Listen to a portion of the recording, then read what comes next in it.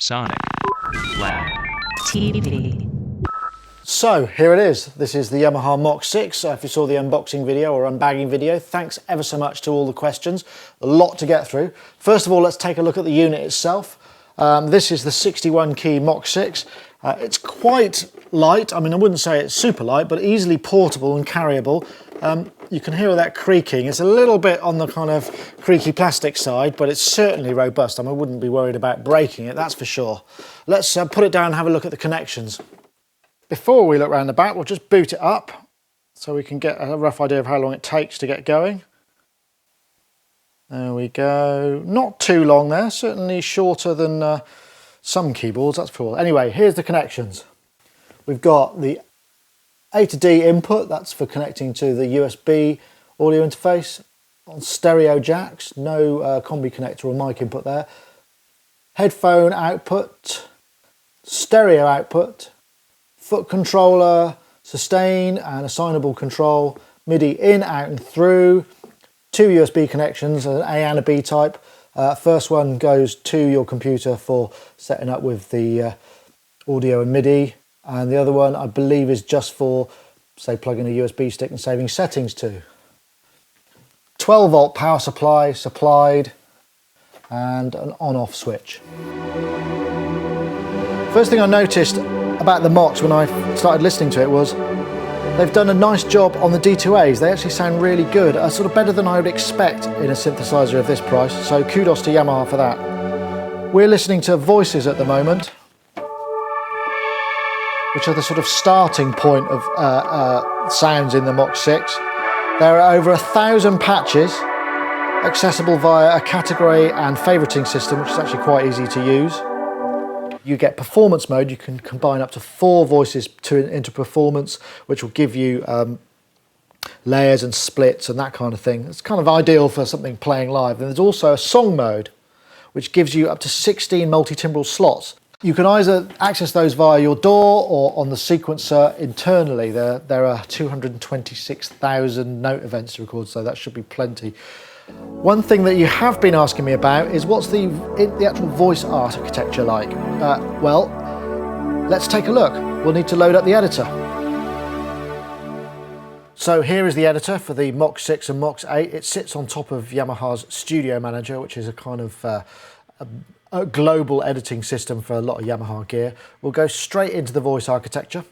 And what we have here is basically 8 oscillators per voice, which is quite an enormous amount really. Obviously if you use all 8, you're only going to get 8-note polyphony out of it because it's only got 64 voices totally available. In this case I've got a single sort of Oberheim wave. Lots and lots of waves here, but these are all sort of synthy ones. There's lots of kind of orchestral piano and all that kind of thing. Each of the voices has single oscillator, pitch envelope, it's got filter, filter envelope, amplitude envelope, and a single LFO. There's also a global mode which gives us access to the effects, an additional LFO which has got a lot of different waves, including this rather interesting user preset wave which allows us to create all sorts of kind of clever, almost sequence-like wave, a way to set up the different controls and assignments, arpeggiator obviously, and then various things like pitch bend, and there's a global EQ as well. But let's take a look at the filters, because I know a lot of you are interested in that. This is again a single wave.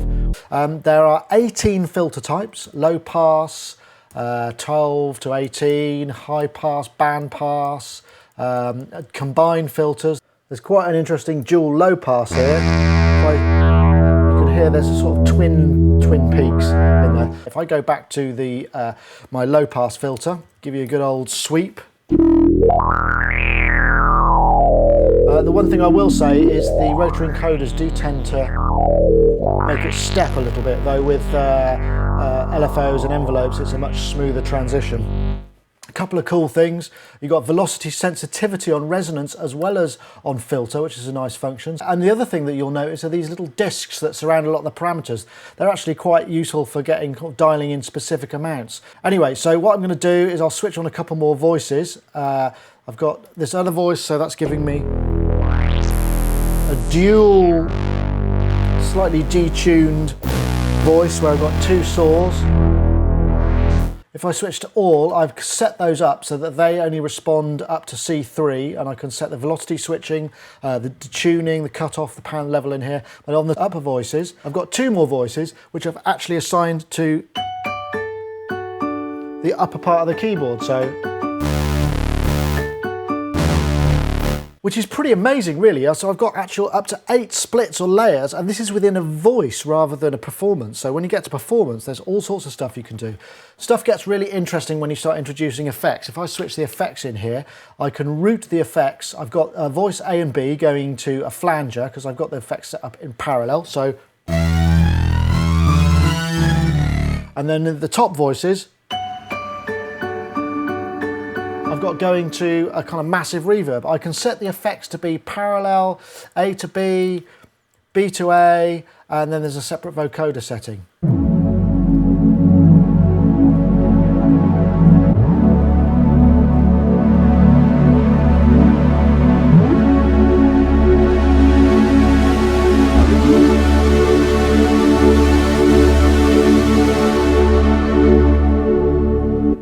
Just a simple voice there created using 3 oscillators, bit of detune, and some chorus and some rather nice polyphonic portamento. The only thing that I would say is you only get to assign 2 of these rotary encoders to what you want, which I think they could have given you a few more than that given the number of synth parameters that there are available.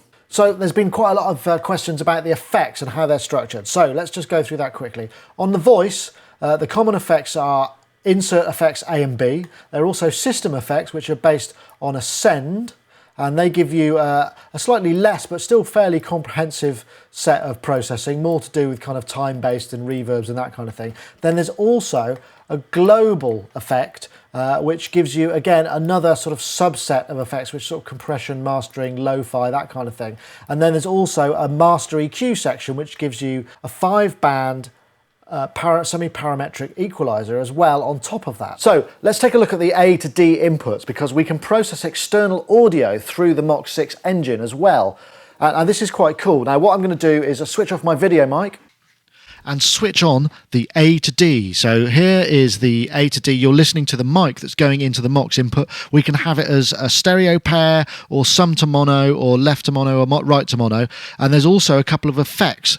So here I've got VCM compressor across it first. Then I've got a VCM EQ. So now I can be playing my voice and talking at the same time, or singing. Obviously this has great possibilities for using live for processing vocals. If you're singing alongside, you could use this as the sort of core of your show if you're doing that kind of stuff. I've also got access to the system effects, so I can add a bit of reverb to my voice. Let's put a bit of chorus on. Oh, not that much. Put a bit of chorus on there as well. And now I've got a sort of 80s Magic Fairy Castle children's voiceover kind of effect. But of course, there is more to this, and that being also there's a vocoder. 1, 2, 3, 4.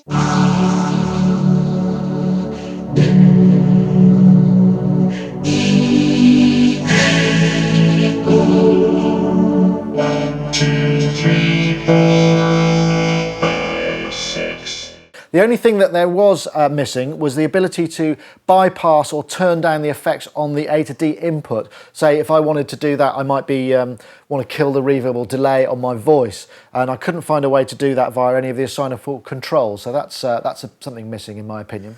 So using this as a USB interface is fairly straightforward. You've got a separate DAW return level, which is quite handy. Then there are various different modes in which you can set this up. We've got a one stereo record, which allows us to take the AD input and the part input, merge them into a single input to the DAW.